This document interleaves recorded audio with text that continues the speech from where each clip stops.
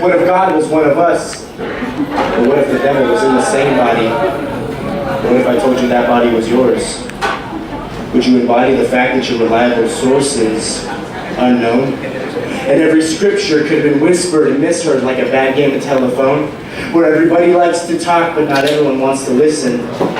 Turns the Bible into a fire starter and a work of fiction.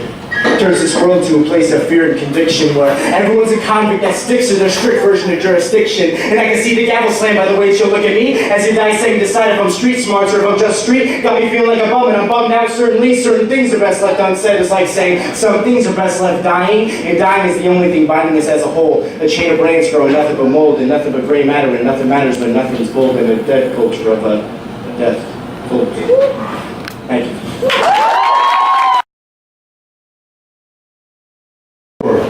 I reconsider. It's called Bitter Dude. Thank you. When the youth die, we always say they passed before their time. But at what time in our life will they say that we just died? And if I euthanize myself at the peak of my health, will they still speak of me like I couldn't tell the wrong from the right? Shit, I bet they would call me kid. I bet they would call me innocent. Turn your finger to the head, tell me when to pull it in. Cause I'm the first of a dying breed, and all I wanted was a dynasty of poetry speaking honesty, but it ended back in a decision. And the misery of what people will think of me if I lived to 20-something and don't end up dying in my teens. Like, is it before my time yet? Okay, just tell me when.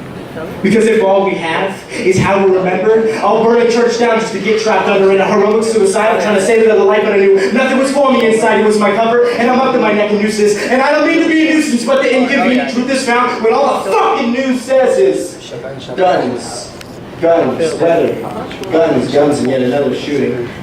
There's too many half-empty coffins. We all care for one day, shrug it off and say the youth die so often. True. So just tell me when, so I can bid adieu to killing time and kill myself instead. When I crossed off the cross, I uncrossed my fingers. I was only lying to myself like lying on a bed of nails with a weight upon my chest from my forbidden failures. It was the pressure of my pride was weighing down on my priorities. I wanted to dream bigger than the bigotry that surrounded me, but when I sleep I find no ease until I think of my tomb. And how I'd rather be there than be here with you. Living in the fear of God or dying in the news between the church and the media, we're bound to be abused by one of the two types of evil. And I'll hang myself from the radio towers and steeples as a symbol of generation death because we the people don't give a shit about what's best as long as it appears like we do. And everybody's losing sight and I'm just losing sleep. Feeling out of step with counting the black sheep. This world and me are both awful and off-sync, and I'm nocturnal and not breathing, call it a graveyard breach. And as a ghost I watch people twitch as the gears twist between their ears as they face what their fear is. Close your eyes because we know that's how you're trained.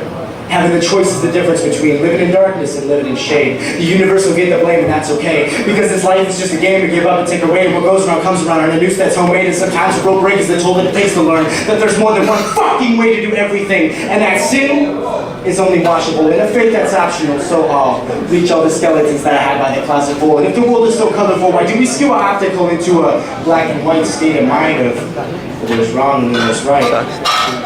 There's always both. And it's always the types of evil, and it's always me. It's always written in my pupils, devilish.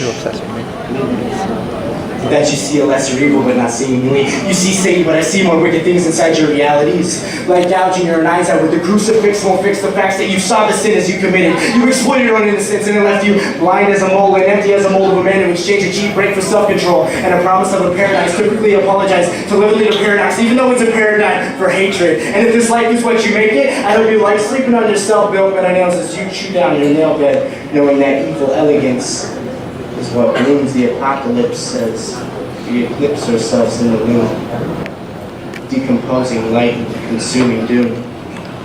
One pitchfork at a time we poison ourselves to kill the truth. That failure is in fear, and that fear is a lie.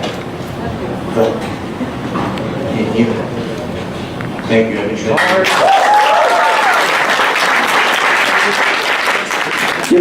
Give another round of applause for my good friends Heart to Heart who brought me here today.